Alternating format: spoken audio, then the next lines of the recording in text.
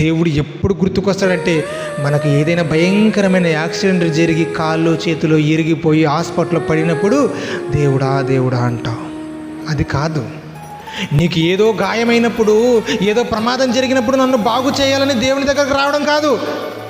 అన్నీ ఉన్న పక్కన తోసేసి దేవుడి పని ఉందా వదిలేసి రావాలి.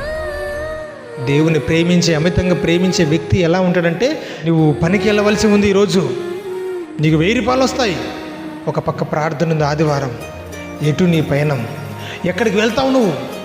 ఎలా ఉన్నారంటే మనుషులు పని పని పని, వ్యవసాయం వ్యవసాయం వ్యవసాయం, కుటుంబం కుటుంబం కుటుంబం కుటుంబం కోసం పిల్లలు ఉన్నారు కదండి, 4 రాళ్ళు వెనకేయాలి అంటాం. వీటన్నిటి కోసం నువ్వు సమయాన్ని వెచ్చిస్తున్నావు, జీవితం అంతా దానపోస్తున్నావు, ఇక దేవునికి సమయాన్ని ఇవ్వట్లేదు.